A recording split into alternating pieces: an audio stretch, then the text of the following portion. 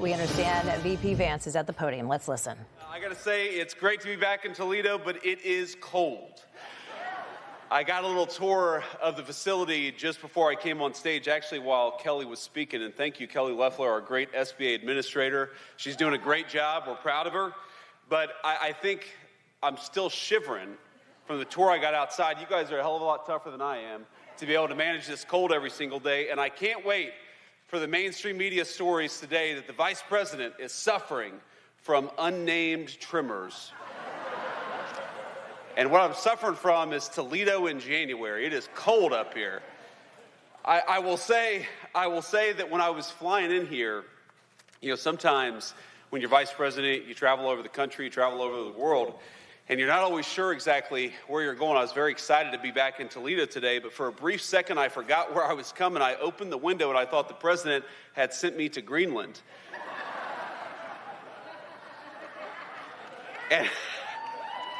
Which is going well, by the way, which is going well. But let me give a few shout-outs here. Besides Kelly Loeffler, I want to thank a few people who are here. In the front row here, we have our great United States Senator for the state of Ohio, John Husted, my replacement. And he's doing a great job. He's helped us a great deal. We have the next governor of the state of Ohio, Vivek Ramaswamy. Vivek, give it up for Vivek. I believe we have Vivek's new running mate, Rob McCauley. Rob, where are you there? Hey, Rob, good to see you, man. Thank you for being here. And I see our great Secretary of State, Frank LaRose. Thank you, Frank. Now, Rob, I'll give you advice as a number two. Here's my advice. What you need to do when you're governor or when you're lieutenant governor and Vivek is governor, because you guys are going to win, and John Husted is going to win in November. We got to make sure that happens, right? You guys are going to get out there and make sure these guys win. We're going to be with you every step of the way. But when Rob is lieutenant governor, the secret to being a successful number two is to take credit for every single good thing the administration does. And when anybody criticizes the administration, you can step back and say, that was not me, that was number one. That is how you be a successful lieutenant governor for the state of Ohio. That's my approach as vice president of the United States. And I see my dear friend, Jay Edwards, who's running for treasurer. Jay, it's good to see you, man. Thanks for everything that you've done for our state and our country. Now, I'm headed from here to Minneapolis, where we're going to talk with some of our ICE agents, talk with local officials about how we can turn down the chaos. And my simple piece of advice to them is going to be, look, if you want to turn down the chaos in Minneapolis, stop fighting immigration enforcement and accept that we have to have a border in this country. It's not that hard.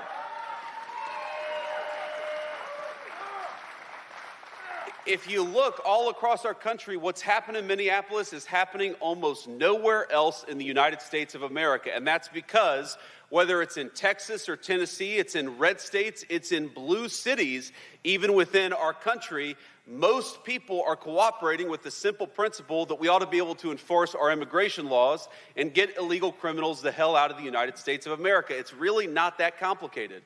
But in a few distinct cities, you see this craziness because the far left has decided that the United States of America shouldn't have a border anymore, and they are willing to fight and penalize and dox and even assault our law enforcement officers in order to fight for the basic principle that anybody ought to be able to come into the United States of America. Well, I'll tell you right now, the Trump administration, we reject that. We are going to get illegal criminals out of our country, and we're not going to let a few left-wing radicals stop us.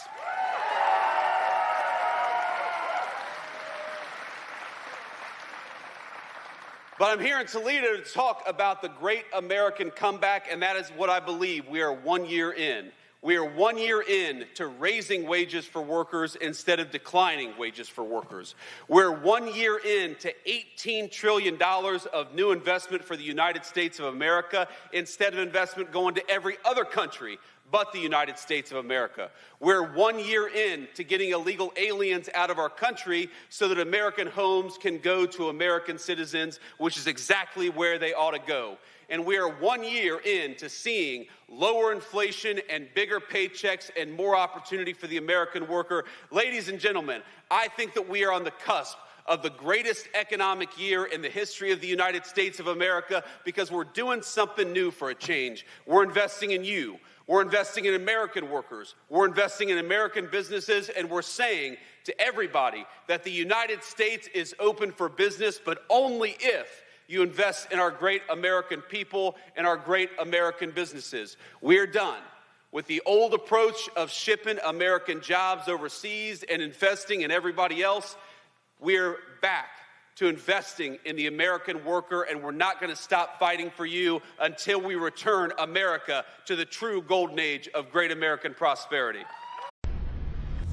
Information. Truth is freedom. Is Newsmax. It's real news for real people.